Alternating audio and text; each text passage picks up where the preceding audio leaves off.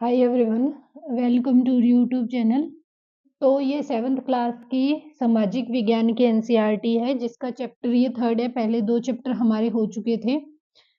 Third chapter के अंदर जो हम बात करेंगे वो किसकी बात करेंगे, हम लिंग बोध यानी कि जेंडर के बारे में बात करेंगे। जैसे इसमें क्या होता है, लड़के और लड़कियों के रूप में बड़े होना, यानी कि इसके अंदर ये फोटो दे रखी है कि लड़के और जो लड़कियां होती हैं उनके अंदर बड़े होने का क्या डिफरेंशिएट है। जैसे झाड़ू है, गुड़िया है, ठीक है, ये बर्तन है खाना बनाने का, ऊन है और फ्रॉक है, उसके बाद में फ्रॉक के बाद में मटका है। तो ये सारी फूल है, ये सारी चीजें, लिपस्टिक है, ये सारी चीजें क्या होती हैं, फीमेल ओरिएंटल देखी जाती हैं। इसके बाद में इसमें जैसे पेंट दिया हुआ है, शूज है, की है और बैट है, बुक है, गाड़ी है, चश्मा है और ये कंप्यूटर है, वॉलेट है, ये सारी चीजें जो होती हैं ये मेल ओरिएंटल चीजें देखी जाती हैं। तो इस चैप्टर में ये बताते हैं कि एक बच्चा है, वो लड़की है, वो लड़का है, तो वो दोनों साथ साथ बड़े हो रहे हैं, लेकिन उनके अंदर कैसा क्या डिफरेंशिएट है, तो ये बताया गया इसमें कि जन्म एक साथ लेने के बाद भी उनके बड़े होने के अंदर क्या डिफरेंशिएट देखने को मिलता है। और ये एक प्रकार से किससे संबंधित है, तो ये रूढ़िबद्ध धारणा से संबंधित है। और सी टेट में हर बार, हर शिफ्ट के अंदर, हर सेट के अंदर ये क्वेश्चन, एक एक एक क्वेश्चन या दो दो क्वेश्चन हर एक सेट के अंदर पूछे जाते हैं रूढ़िबद्ध धारणाओं से। तो इस चैप्टर को तो आप ध्यान से देख लेना, लेकिन इस चैप्टर के अंदर ना समझने वाली चीजें ज्यादा है, बेसिक चीजें हैं जो बेसिक अंडरस्टैंड के ऊपर बेस्ड चीजें हैं इसके अंदर। यानी कि एक बार अगर आप ध्यान से भी समझोगे ना तो आपको समझ में आ जाएगा, ध्यान से सुनने से भी। ज्यादा समझाने वाली चीजें नहीं है डीप इसके अंदर, लेकिन है मतलब मोस्ट इंपॉर्टेंट चैप्टर है ये। हर टाइम सी टेट के अंदर यहीं से क्वेश्चन पूछा जाता है।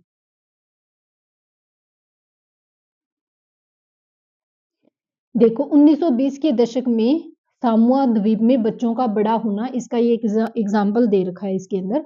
ध्यान से सुनोगे तो आसानी से समझ में आ जाएगा। सामोआ द्वीप प्रशांत महासागर के दक्षिण में स्थित छोटे छोटे द्वीपों के समूह का एक भाग है। सामोअन समाज पर किए गए अनुसंधान की रिपोर्ट के अनुसार 1920 के दशक में बच्चे स्कूल नहीं जाते थे। वे बड़े बच्चों और वयस्कों से बहुत सी बातें सीखते थे, और जैसे छोटे बच्चों की देखभाल, घर का काम करना आदि। द्वीपों पर मछली पकड़ना बहुत महत्वपूर्ण कार्य था, इसीलिए किशोर बच्चे मछली पकड़ने के लिए संदूर यात्राएं करना सीख जाते थे, यानी कि दूर दूर की यात्राएं करते थे।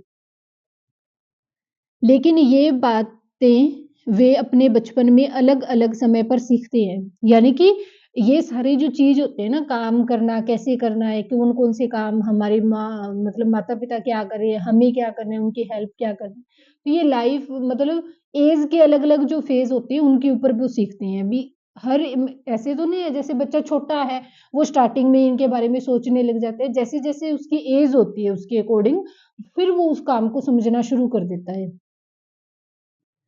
छोटे बच्चे जैसे ही चलना शुरू कर देते थे तो उनकी माताएं या फिर बड़े लोग उनकी देखभाल करना बंद कर देते थे। यह जिम्मेदारी बड़े बच्चों पर आ जाती थी, जो प्राय सभी भी 5 वर्ष के आसपास की उम्र के होते हैं।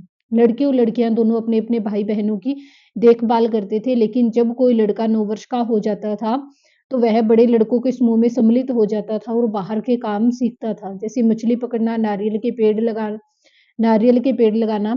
लड़कियां जब तक 13-14 वर्ष की नहीं हो जाती थी, छोटे बच्चों की देखभाल छोटे बच्चों की देखभाल और बड़े लोगों के छोटे-मोटे कार्य करती थी, लेकिन जब वे एक बार 14 साल की हो जाती थी, तो वे अधिक स्वतंत्र हो जाती थी। लेकिन 14 वर्ष की उम्र के बाद भी वे मछली पकड़ने जाती थी, बगानों में काम करती थी और डलिया बुनना सीखती थी। खाना पकाने का काम अलग से बनाए गए रसोई घरों में होता था, जहाँ पर लड़कों को भी अधिकांश काम करना पड़ता था और लड़कियाँ उनकी मदद करती थी। यानी कि लड़कियां यहाँ बाहर के काम कर रही है और जो लड़की है वो रसोई का काम कर रही है, लेकिन उनकी हेल्पर कौन है, लड़कियां उनकी हेल्पर है। ठीक है, तो ये बात इस सामुआ द्वीप के अंदर हमें एक अलग से पॉइंट देखने को मिला है। 1960 के दशक में ये मध्य प्रदेश के अंदर भी बता रखा है, ये सामुआ द्वीप का, ये मध्य प्रदेश का क्या है, मध्य प्रदेश के एक छोटे से शहर में रहने और स्कूल जाने का वर्णन किया गया है। कक्षा 6 में आने के बाद में लड़के और लड़कियां अलग अलग स्कूल जाते थे। लड़कियों के स्कूल लड़कों के स्कूल से बिल्कुल अलग ढंग से बनाए जाते थे। उनके स्कूल के बीच में एक आंगन होता था जहाँ वे बाहरी दुनिया से बिल्कुल अलग रहकर स्कूल की सुरक्षा में खेलती थी। और लड़कों के स्कूल में ऐसा कोई आंगन नहीं होता था, बल्कि उनका खेल मैदान बस एक बड़ा खुला स्थान होता था जो स्कूल के आगे लगा हुआ था। हर शाम स्कूल के बाद लड़के और सैकड़ों लड़कियों की भीड़ संकरी गलियों से जाती हुई दिखती हैं। सड़कों पर जाती हुई लड़कियां बड़ी गंभीर दिखती है। यह बात लड़कों से अलग थी जो सड़कों पर उनके कामों के लिए उपयोग करते थे, यूं ही खड़े खड़े खाली समय बिताने के लिए, दौड़ने और खेलने के लिए और साइकिल चलाने के लिए, कर्तव्यों को आजमाने के लिए। यानी कि लड़कियां जो है वो सड़क का यूज सिर्फ घर से स्कूल, स्कूल से घर आने के लिए यूज करती हैं। जो लड़के हैं वो गली के अंदर खेलते भी हैं, साइकिल चलाते भी हैं, यानी कि वो अपना अधिकांश समय गलियों में ही व्यतीत करते हैं। ये एक डिफरेंस बता रहा है लड़के और लड़कियों के स्कूल जाने की लाइफ के अंदर क्या डिफरेंस है। ठीक है, लड़कियों के लिए गली सीधे घर तक पहुंचने का माध्यम थी। लड़कियां हमेशा स्कूलों में जाती थी। शायद उनके मन में यह डर रहता था कि उन्हें कोई छेड़ न दे या फिर उन पर हमला ना कर दे। ऊपर के दो उदाहरणों को पढ़ने के बाद में हमें लगता है कि बड़े होने पर भी कई तरीके हैं। हम प्राय सोचते हैं कि बच्चे एक ही तरीके से बड़े होते हैं। ऐसा इसलिए है क्योंकि हम अपने अनुभवों से ही सबसे ज्यादा परिचित होते हैं। यदि हम अपने परिवार के बुजुर्गों से बात करें तो पाएंगे कि उनका बचपन शायद हमारे बचपन से भिन्न था। ये बात तो भी हमें भी देखने को मिलती है। एक जो बच्ची है, आज हम छोटे बच्चे को देख रही हैं तो उसको देखकर हम ये एक इमेज करते हैं कि इसका बचपन कैसा है और हमारा जो बचपन हमने जिया है वो कैसा था। ऐसे ही हमारे बड़े बुजुर्ग होते हैं, वो अपने बचपन की कहानियां बताते हैं कि हम अपने टाइम में ऐसे करते थे, हम अपने टाइम में ये करते थे, हम बैल चलाते थे, हम पूरी पूरी मतलब पूरा दिन घर के बाहर काम करते थे, हम बिल्कुल भी पढ़ते नहीं थे। आजकल पढ़ाई का इतना प्रेशर हो चुका है बच्चों के ऊपर। यानी कि हर एक जनरेशन के साथ साथ में बचपन के अंदर उनकी जो यादें हैं उनके अंदर भी डिफरेंस होता चला जाता है। Time to time living style है हर एक जनरेशन का, वो बदलता जा रहा है। ठीक है। और साथ ही क्या होता है, एक जब न्यू जनरेशन आती है ना तो उसको देखकर जो देखने वाला है वो अपनी जनरेशन से उसका कंपैरिजन करता है भी क्या उसके अंदर भिन्नताएं हैं, क्या मतलब बढ़िया चीज है, कौन से नेगेटिव पॉइंट देखने को मिल रहे हैं। ये सारी चीजों को वो एनालाइजेशन करते हैं एक। इसके बाद में नेक्स्ट क्या बताया है कि हम यह भी अनुभव करते हैं कि समाज लड़के और लड़कियों में स्पष्ट अंतर करते हैं। यह बहुत कम आयु से ही शुरू हो जाता है। जैसे उदाहरण के लिए उन्हें खेलने के लिए भिन्न खिलौने दिए जाते हैं। लड़कों को खेलने के लिए क्या दी जाती है, कारें दी जाती है, और खिलौने बच्चों को यह बताने का, और लड़कियों को गुड़िया दी जाती है। और खिलौने बच्चों को ये बताने का माध्यम होता है। यहाँ से सीटेट में 3-4 मतलब मोस्टली जो क्वेश्चन है वो इस पॉइंट से पूछे गए हैं कि बच्चों को जो खेलने के क्या जो माध्यम सिखाए जा रहे हैं खेल के माध्यम से। तो लड़कियों को खेलने के लिए गुड़िया दी जा रही है और जो लड़के होते हैं उनको खेलने के लिए क्या दी जा रही है, कार दी जा रही है। तो इसका क्या मीनिंग है?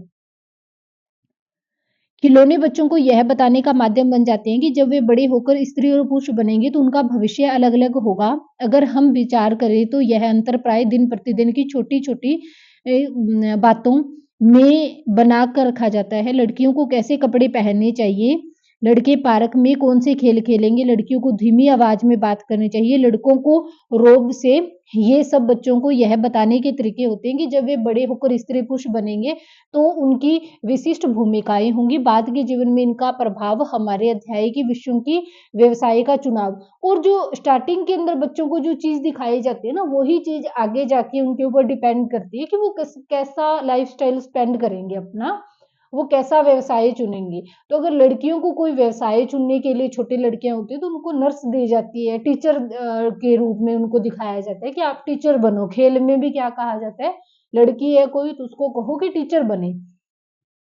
ठीक है, क्योंकि उनको ये बताया जाता है कि आगे चलकर वो ऐसे ही व्यवसाय के अंदर जाएंगे, यही उनका एक लाइफ स्टाइल होगा, इससे अलग उनकी कोई लाइफ नहीं है।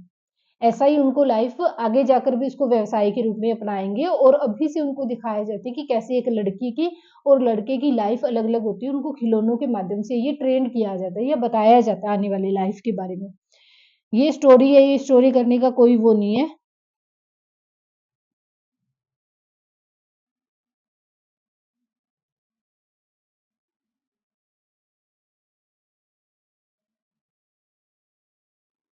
अब इसमें देखो ये बताया कि घरेलू काम का मूल्य,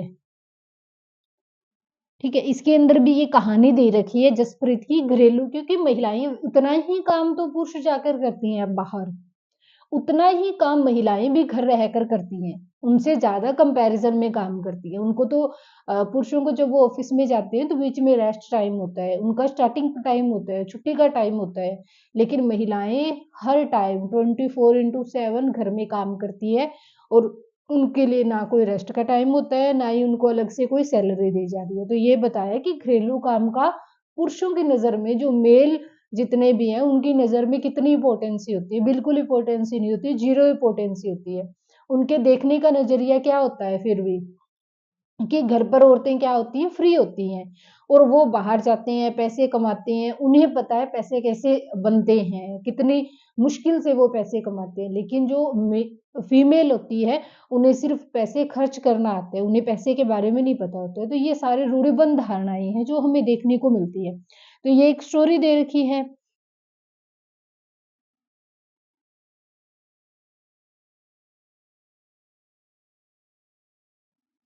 ये पूरी एक स्टोरी दे रखी है।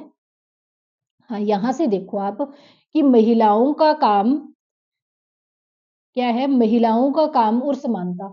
यानी कि इसमें ये बताया गया कि महिलाएं जो काम पुरुष कर रही हैं, ऑफिस जाकर वो काम कर रही हैं, तो महिलाएं भी पढ़ लिख कर वो काम कर सकती हैं। और अगर महिलाएं वो काम वैसे ही कर रही हैं, तो उनको भी जितना वेतन पुरुष को दिया जा रहा है उतना ही वेतन उनको देना चाहिए। तो ये बात इसमें बताई गई है कि महिलाओं का काम और समानताएं। ठीक है, ऊपर वाला जो टॉपिक है ना, उसमें एक स्टोरी दे रखी है घरेलू जो काम करने वाली है उनकी लाइफ के बारे में। तो ये कोई एग्जाम के अंदर तो इम्पोर्टेंट है नहीं है, अगर आपके पास में टाइम है तो आप पढ़ सकते हो। अगर मैं आपको लाइन टू लाइन ऐसी स्टोरियां बीच में करवाऊंगी तो क्लास ज्यादा बड़ी हो जाएगी, आपको समझ में दिक्कत होएगी, फिर ज्यादा बड़ी क्लास होती है तो। इसलिए अगर आपके पास में टाइम है तो आप पढ़ लो, अगर टाइम नहीं है तो एग्जाम में तो पूछा नहीं जाएगा, आप इसको स्किप कर सकते हो, छोड़ सकते हो पॉइंट, ये इंपॉर्टेंट है। यहाँ से देखो, जैसा कि हमने देखा है महिलाओं के घरेलू और देखभाल के कामों में कम महत्व एक व्यक्ति या परिवार का मामला नहीं है, बल्कि हमारा ये नहीं है एक घर में ऐसा हो रहा है, हर एक घर में ये सिस्टम देखने को मिल रहा है। यह स्त्री और पुरुषों के बीच में असमानता की एक बड़ी सामाजिक व्यवस्था का भाग है, इसलिए इसके समाधान हेतु जो भी कार्य कह किए जाने हैं वे केवल व्यक्तिगत या पारिवारिक स्तर पर नहीं वरन शासकीय स्तर पर भी होने चाहिए। हम जानते हैं कि समानता हमारे संविधान का महत्वपूर्ण संविधान है, और संविधान कहता है कि स्त्री या पुरुष होने के आधार पर भेदभाव नहीं किया जा सकता है, परंतु वास्तविकता में लिंग भेद किया जाता है। सरकार इसके कारणों को समझने के लिए और स्थिति का सकारात्मक निदान ढूंढने के लिए वचनबद्ध है। उदाहरण के लिए सरकार जानती है कि बच्चों की देखभाल और घर के काम का बोझ महिलाओं और लड़कियों पर ही पड़ता है। संभाविक रूप से इसका असर लड़कियों के स्कूल जाने पर पड़ता है, क्योंकि घर में अगर उसकी माँ बीमार है तो लड़की को कहा जाता है कि आज तुम स्कूल से छुट्टी करो और घर पर रहकर काम करो। तो इसके कंपैरिजन में अगर रूढ़िबद्ध धारणा ना हो तो वो लड़के को भी कहा जा सकता है ना। तो ठीक है, ये मतलब देखना पड़ता है कि अगर घर के अंदर कोई कंडीशन है तो वो लड़की के ऊपर लगाया जाता है, लड़की को स्कूल छोड़ने के लिए विवश कर किया जाता है।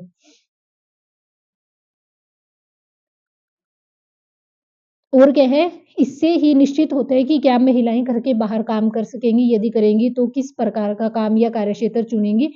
पूरे देश के कई गांवों में शासन ने आंगनबाड़ियों बालवाड़ियां खोली है। शासन ने एक कानून बनाया जिसके तहत में यदि किसी संस्था में महिला कर्मचारियों की संख्या 30 से अधिक है तो उसे संवैधानिक रूप से बालवाड़ी क्रैश की सुविधा दी जानी चाहिए। बालवाड़ी की व्यवस्था होने से बहुत सी महिलाओं को घर से बाहर जाकर काम करने की सुविधा मिलेगी, इससे बहुत सी लड़कियों का स्कूल जाना भी संभव हो सकेगा। ये क्वेश्चन जो है ना, ये सीटेट एग्जाम में पूछा गया है, यानी कि कितनी महिलाएं अगर वहां पर हैं तो वहां पर बालवाड़ी की व्यवस्था हो। 30+ अगर किसी स्थान के ऊपर किसी भी फैक्ट्री के अंदर महिलाएं हैं, 30 से अधिक महिलाएं हैं, तो वहां पर बालवाड़ी होनी चाहिए। बालवाड़ी होने का बेनिफिट क्या होगा कि महिलाएं जो है अपने बच्चों को साथ लाएंगी, वो बालवाड़ी में बच्चों को छोड़ देंगी और वो अपने काम को ज्यादा एफिशिएंसी से करेंगी। क्यों? क्योंकि उन्हें पता है उनके बच्चे जो है सेफ हैं यहाँ पे, और उनके पास में उनकी आंखों के सामने है वो, तो इसलिए बच्चों की उनके ऊपर कोई प्रेशर नहीं होगा, वो अपना ज्यादा एफिशिएंसी से काम करेंगी। इसके कंपैरिजन में अब बच्चे, बालवाड़ी नहीं बनाई गई है तो वो हो सकता है काम छोड़ दें, तो अगर वो काम छोड़ेंगी तो भी उनके ऊपर इफेक्ट होगा। और अगर वो काम पे जाती हैं तो अपने बच्चों को साथ लेके जाएंगे, वो काम भी सही ढंग से नहीं कर पाएंगी। और उनका काम से ध्यान जो है वो कम लगेगा, क्योंकि उनके बच्चों की तरफ ज्यादा ध्यान होगा। इसलिए कहा गया है कि जिस भी कंपनी के अंदर, फैक्ट्री के अंदर अगर 30 से ज्यादा महिलाएं काम करती है तो वहां पर क्या होगा, बालवाड़ी के अंदर या एक बालवाड़ी क्रैश बनाने की सुविधा दी जानी चाहिए। ठीक है, ये इतना हमारा छोटा सा ही चैप्टर था, खत्म हो चुका है। कल हम नेक्स्ट चैप्टर के ऊपर डिस्कस करेंगे। इस चैप्टर में ज्यादातर जो क्वेश्चन बनते हैं ना, जैसे एक तो बालवाड़ी वाला, ये जो मैंने बताया क्वेश्चन, ये इंपॉर्टेंट है, हर टाइम मैक्सिमम पूछा ही गया है सीटेट एग्जाम में। और एक क्वेश्चन ये बनता है कि महिलाओं का घरेलू काम है या पुरुष का काम है, खिलौनों के माध्यम से उनको क्या सिखाया जा रहा है महिलाओं, और वो जो छोटे बच्चे लड़के और लड़कियां उनको क्या शिक्षा दी जाती है खिलौनों के माध्यम से। एक जो महिलाएं घर का काम करती हैं, और कुछ महिलाएं जो होती है वो घर का काम भी कर रही होती हैं और बाहर भी काम कर रही होती है, तो उनकी कंडीशन कैसी है, महिलाओं के साथ में क्या भेदभाव है। एक कंडीशन हमें देखने को मिलती है कि महिलाएं जो होती है ना, उनके साथ में अगर वो काम भी कर रही है ना, तो उनको जो पुरुष के कंपैरिजन में उसी काम के लिए कम वेतन दिया जा रहा है, तो समान कार्य के लिए समान वेतन है। और एक ये दे दिया जाता है कि कोई काम है, जैसे लड़का है रो नहीं सकता, लड़कियां झाड़ू पोछा करेंगी, ये काम लड़कियां करेंगी, ये काम लड़कियां करेंगी। तो ये इससे रूढ़िबद्ध धारणाओं के क्वेश्चन भी बनते हैं, को कौन सी रूढ़िबद्ध धारणाएं हैं, कौन सी रूढ़िबद्ध धारणाएं नहीं है, कथन कारण के भी क्वेश्चन बन जाते हैं कई बार। तो सिंपल सिंपल क्वेश्चन बनेंगे, जो बेसिक अंडरस्टैंड से जो चैप्टर मैंने आपको बताया उतने में समझ आ गया है, उसी अंडरस्टैंडिंग की बेस के आप वो क्वेश्चन सोल्व कर सकते हो। ज्यादा कोई डिफिकल्टी वाले क्वेश्चन नहीं आएंगे इसमें, सिर्फ अंडरस्टैंडिंग बेस क्वेश्चन होते हैं। अगर आपको टॉपिक समझ में आया तो आप उसको सॉल्व कर दोगे आसानी से, लेकिन अगर आपको टॉपिक समझ में नहीं आया तो वो सिंपल लैंग्वेज के क्वेश्चन भी आपके लिए एग्जाम में ट्रिकी क्वेश्चन बन जाते हैं, और वही एग्जाम के अंदर आपके नंबर को भी कम करवा देते हैं ऐसे क्वेश्चन, क्योंकि वो इजी क्वेश्चन होते हैं। एग्जाम के अंदर दो तरह के क्वेश्चन होते हैं, इजी क्वेश्चन और टफ क्वेश्चन। अगर इजी टफ क्वेश्चन तो पता ही है, किसी के जरूरी नहीं हर एक बच्चे को टफ क्वेश्चन आ रहा है एग्जाम में, लेकिन इजी क्वेश्चन जो है वो सभी बच्चे कर रही हैं। अगर आप वो इजी क्वेश्चन भी गलत करके आ रहे हो तो इसका मतलब है आपका एग्जाम जो है वो खतरे के अंदर हो जाता है। फिर टफ क्वेश्चन हमें पता है कोई भी बच्चा नहीं करेगा, इजी क्वेश्चन जो है वो सब बच्चे कर रही हैं हमारे, वो क्वेश्चन तो 100% सही होने चाहिए, तो ये हमारा एग्जाम के अंदर कट ऑफ के लेवल के ऊपर जाने का मौका मिलता है। Okay, thank you. बने रहिए हमारे चैनल के ऊपर, ज्यादा से ज्यादा लाइक करें, वीडियो को शेयर करें, और जैसे ही आप वीडियो देखते हो ना तो चैनल को जरूर सब्सक्राइब करा करें। और ना ही मैं आपको जैसे अब क्लास में करवा रही हूँ, जिस टाइम आपको पूरा कॉन्सेप्ट समझा रही होती हूँ उस टाइम में बीच में कोई वीडियो लाइक शेयर करने की बात नहीं करती हूँ। क्यों? क्योंकि मेरा मानना ये है कि जब बच्चों को बीच में टॉपिक से हटकर कोई बात बताई जाती है ना, तो उनका मतलब सब अंडरस्टैंडिंग लेवल थोड़ा डिफेक्ट हो जाता है। तो इसलिए मैं आपको लास्ट में ये बात हमेशा बोलती हूँ कि आप ज्यादा से ज्यादा चैनल को शेयर करें और लाइक करें और चैनल को सब्सक्राइब करें। Okay, thank you. बने रहिए हमारे चैनल पे।